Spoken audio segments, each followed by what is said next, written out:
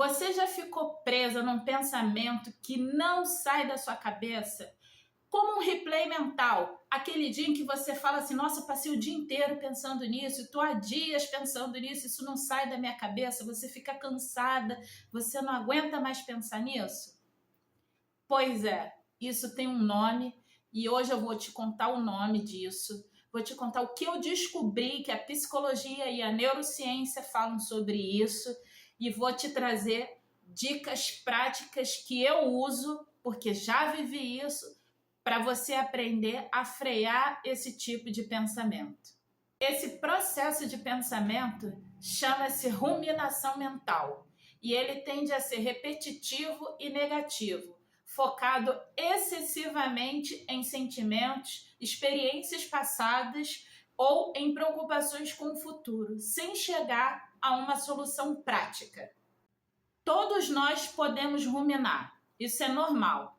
Não é normal quando ele fica excessivo na sua mente, quando você pensa o tempo inteiro a ponto daquilo tirar o teu foco das coisas que você precisa fazer no seu dia a dia.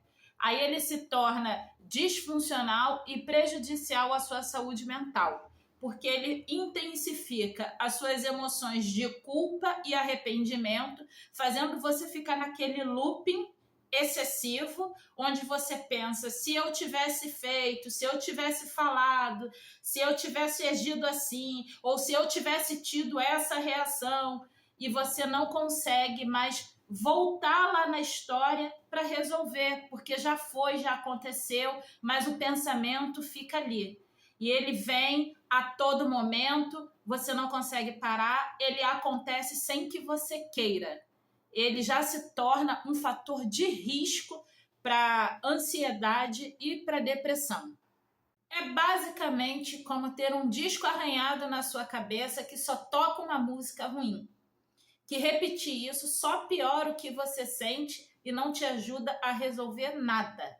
Do ponto de vista da neurociência, a ruminação está ligada ao aumento da atividade do córtex pré-frontal medial e o córtex cingulado posterior, que fazem parte de uma rede neural autorreferencial e que está intimamente ligada ao aumento da possibilidade de depressão e ansiedade. Já do ponto de vista da psicologia, a ruminação mental, além de todos os transtornos que ela causa para a nossa saúde mental, ela acaba se tornando um ciclo vicioso difícil de interromper, mantendo a pessoa em estado de alerta e emocionalmente desgastada. E quais são as características da ruminação mental? Repetição excessiva, foco no passado ou no futuro, autocrítica exagerada, sensação de prisão, aumento da ansiedade ou da tristeza, dificuldades em resolver problemas e interferência no sono e no dia a dia. E como isso afeta a saúde mental? Quanto mais você fica preso nesse mesmo pensamento negativo, mais ele ganha força, porque isso abre caminhos para quadros ansiosos e depressivos, porque a mente não consegue desligar. Quem rumina não desliga nem na hora de dormir.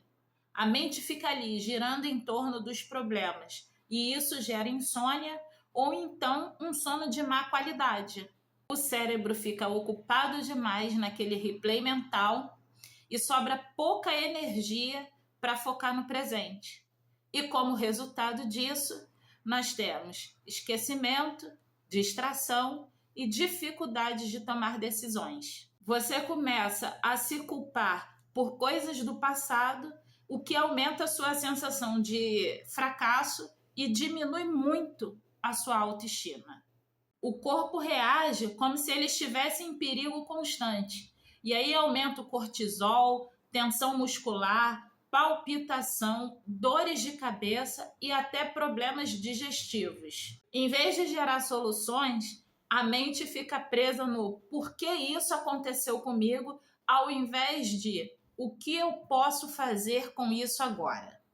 Como eu lido com a ruminação mental? A primeira coisa que eu sempre digo para as pessoas é identificar o ciclo. Por exemplo, se você está fazendo qualquer coisa e percebeu que você já está há algum tempo com um pensamento numa outra situação, numa discussão de 3 anos atrás, ou numa situação que te deixou constrangida, desconfortável, e você está pensando em como que você vai resolver, como que você vai dizer, você está criando na sua mente aqueles diálogos, o que você vai falar, isso já é um grande passo. É você identificar o ciclo da ruminação mental.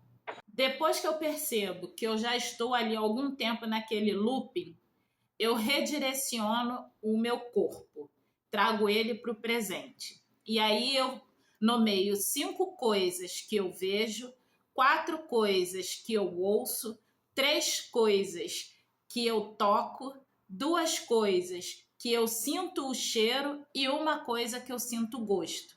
Isso faz você sair do pensamento e vir para o presente.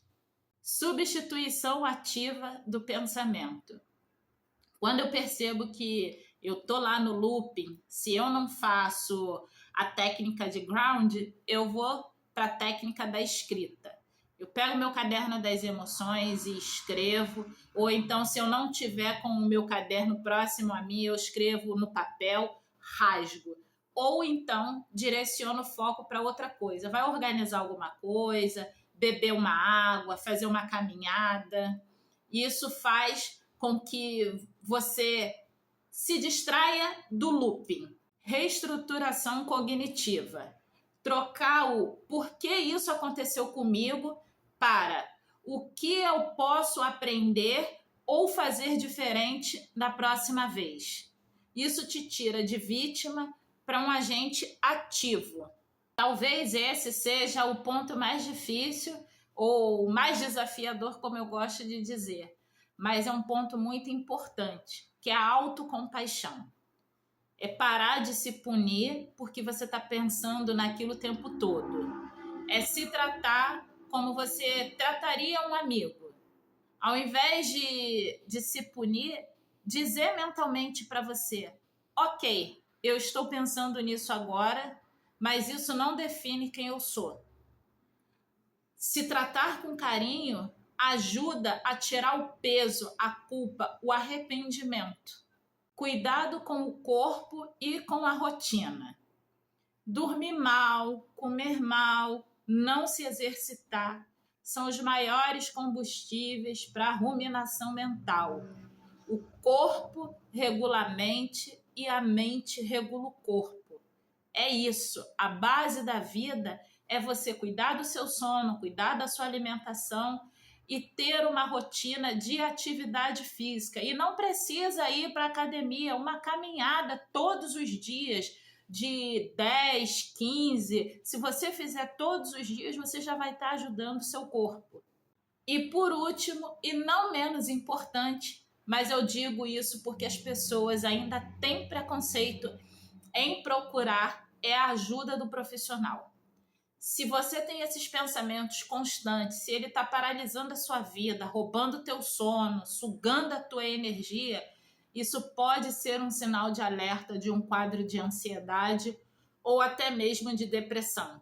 E procurar ajuda é essencial. Não fique buscando soluções mágicas na internet. Eu estou aqui relatando a minha história, o que eu faço e como eu consigo reverter determinadas situações, mas eu tenho suporte profissional no SUS. Eu sou atendida pelo SUS. Eu não abro mão de um acompanhamento, porque é só o profissional que vai poder me orientar, que vai me ajudar. O que eu trago aqui para vocês são só coisas que muitas vezes a gente deixa passar batido e não dá importância e que lá na frente se tornam coisas mais graves. Então, eu trago um alerta. Eu não trago solução, eu não trago diagnóstico, eu não sou formada, eu trago a minha experiência e o que eu aprendo com ela. Então, buscar ajuda profissional é muito, muito, muito importante. Em resumo, a ruminação mental não é só pensar demais. Ela é um fator de risco real para a sua saúde mental e para a sua saúde física. Mas você pode aprender a dominar, a distrair e até ressignificar esse tipo de pensamento. Se esse vídeo te trouxe um pouco mais de clareza, comenta aqui embaixo qual é o tipo de pensamento que volta todas as noites ou a qualquer momento do dia para te atormentar. E já deixa o seu curtir, compartilha com aquele amigo, com aquele familiar. O YouTube adora quando você faz isso nos meus vídeos, quando você comenta, quando você curte, quando você compartilha. Você faz ele entender que o meu vídeo é relevante, que o conteúdo é bacana e ele vai entregando para mais pessoas. E me ajuda, porque o meu canal é um pequeno canal com a minha história e eu trago aqui para vocês toda a minha vivência com a minha saúde mental. Até o próximo vídeo.